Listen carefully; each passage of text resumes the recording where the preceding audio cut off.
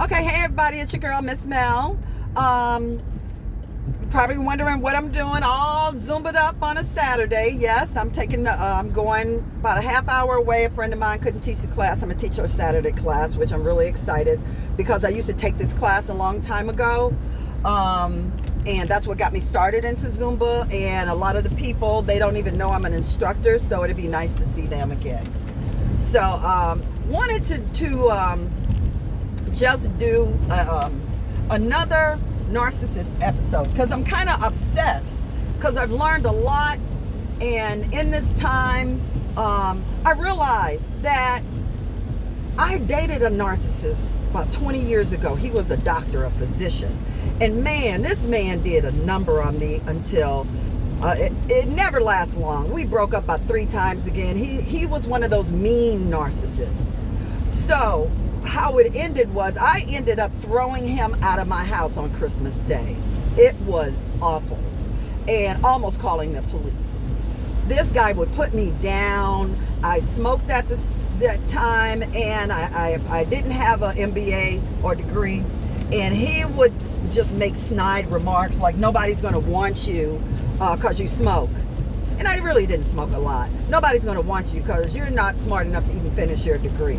So just things like that. He would put me in situations where him and his doctor friends would be talking, and just I'm ignored, and he's like, see there, you're not smart enough to be in the conversation because you don't have a degree. But I'm like, fuck, you guys are doctors.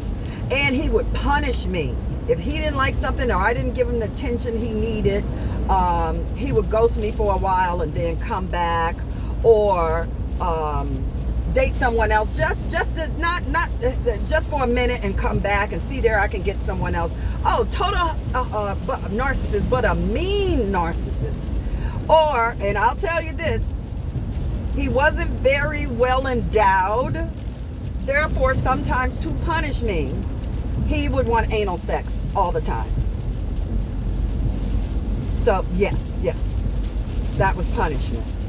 So this doctor, and he had a Cosby, he looked like Sandra's husband from the Cosby Show, but he also was a pediatrician, and in his mind, he thought he was Bill Cosby. He would wear the sweaters, he would do the moves, and look what happened to Bill Cosby. But he dated this lawyer. He was trying to live a Cosby-esque life, but he also wanted someone submissive. So he was more of a sadist narcissist who would just make him feel good, validate him, give him praise, because I'm a doctor and I'm so important. I remember that. That man left me to the point where I was about to get a knife and stab him. So all the punishment, like I said, it was off and on for 10 months. So we broke up, and I ended up moving from my condo to a house. And of course he comes back. Oh, you should let me buy this house for us and then this and that. And I'm like, no, living with you, no. But I let him come back because he bought me a refrigerator and a stove brand new for my house. So and then tried to take that back. I'll tell you about that. But how it finally ended, it was Christmas Eve, and it's snowing. Ice snow like crazy all day for 2 days actually. And he was Catholic, so Christmas Eve he wanted to go to midnight mass. I'm not Catholic. I don't even go to church. And he wanted me to get up in this snowstorm and take my Jeep and drive 30 miles to midnight mass, which in the snowstorm going to take an hour. So I said, no, I'm going to stay at home, and I'm going to, you can go and do your religious thing and come back. So he gets mad. Well, you should go with me, but I'm not religious like that. So he ends up going to midnight mass, taking my Jeep in the snow, which I was totally nervous because I didn't want him to wreck it, going to midnight mass, and came back and was angry, had an attitude, but he made it back. And see there, I made it back, and you should have went. I'm like, no, I'm not doing that. So the next day, I'm going to my sister's, or we were supposed to go to sister's for Christmas dinner. So I get up, getting ready. He's just piddling around, laying in the bed, and almost time to go. I said, you're not going? No, I'm not going. Since you didn't go to midnight mass with me, I'm not going to your sister's. But you better bring me something back to eat. And I'm like, what? Well, I'm going to sit up here all day, and I need something to eat. You need to bring me something back to eat. And I just was like, you motherfucker. So I got up, got dressed, took my gifts and went over there. Everybody's asking where he is. I told him he was being a butthead. I purposely stayed over there till about 10, 11 o'clock at night. Now, I got over there about noon, 1. But 10, 11 o'clock at night, my phone's blowing up around starting at 7. It's him. When you leaving with? So I turned it off. I'm like, I'm not even going to deal with him. Sat there. So 11 o'clock, I'm heading back home, which is about 40 minutes away. And no, I did not get a plate. I did not take him anything.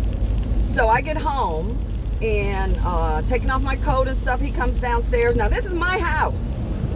And he's coming downstairs and he looks in the refrigerator. Doesn't see anything. And he's like, well, where's my food? I said, well, they ate it all. There was a lot of people over there. There was really nothing left to take to come home. This man starts going off. You were supposed to bring me something back, and you could have made a plate before you ate and put it in the car or put it up. And I'm like, no, I'm not going to do that. That's kind of ghetto.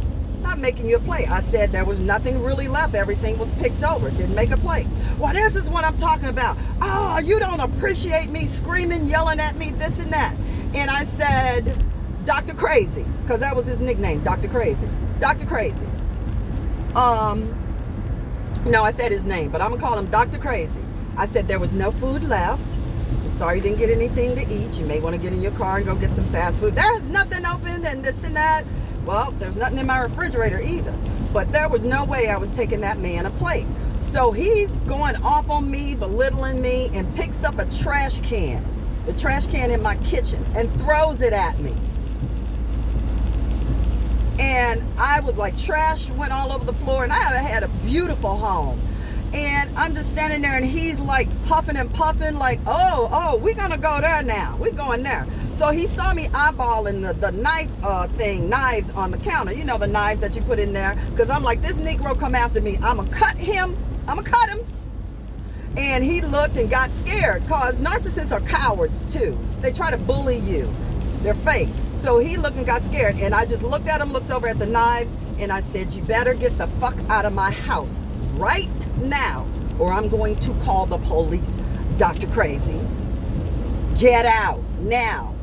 So he looked and huffed and puffed and stormed upstairs and got his little bag and stuff like that. By that time, I'm standing in the kitchen over by the knives. Like, come at me. I put the trash can up, and this guy leaves. So he just leaves, storms out. He actually got stuck in the snow. He had a little sports car, couldn't get it out. And immediately starts calling my phone, my home phone. That's when people had home phones. Leaving messages. He left messages all day, every day for a week. Oh, I can't believe you do this. I'm going to get you back, and this and this and that. Then it changed to, you're going to miss me. You don't know what you did. I was the best thing you ever had. I'm a doctor. I'm a this and this and that. And I'm rolling my eyes. I'm just rolling my eyes. So we go back to the refrigerator and stove. When I threw him out, I don't think I had the refrigerator and stove at that time, because it's a couple of $1,000. He went and canceled it. He canceled it. But I still got the refrigerator and stove. Luckily, I called to see when they were going to deliver it, and they said, so your husband canceled it, is what they said. I said, that must have been a mistake, because we're ready to pick it up, this and that. The guy reinstated it. He reinstated it, and I got my refrigerator and stove. A month later, he calls me screaming, because he think he punished me, and God don't like ugly. You got that refrigerator and stove. I canceled that. I said, I don't know anything about a cancellation. I called, and it just showed up. That's it. But that was his punishment. You better send that back now, and I'm not paying for it. I said, I'm not doing anything. I don't even know what you're talking about. I have no idea what you're talking about. I'm not giving you back the refrigerator and stove. You can sue me. And he never did. But every once in a while, this narcissist would call me and leave messages like, are you still smoking? You're not going to get anybody. Are you still, you in school? So one time I picked up, and he started in on the smoking in school. And it so happens I had rekindled the love of my life. And I quit smoking. Because they asked me to. Not because he did, because they asked me to. I had quit smoking and I had signed back up for school. Because I was working at a company that paid 50% tuition. Oh my God. I told them all of this. Shut that narcissist down. And told him I was back with my ex. Oh, well, you wouldn't do that with me. You wouldn't do that with me. I said, because you were a mean, angry narcissist. No, I would not. So shut his ass down. That Negro never called me again. And that's what you have to do with these angry narcissists. Shut their asses down. They will never leave you alone. They will make you feel foolish, like you're little, they're better than you. But I just had to give you this story of this first narcissist, how I survived them. Maybe it'll help somebody, but that was a mean, angry narcissist, and they're angry with themselves. And they want, again, good people where they can mirror or make them feel smaller so they can feel like the big person. But yeah, Dr. Crazy, that was my very first narcissist 20 years ago, and I almost stabbed that motherfucker. Have a great day.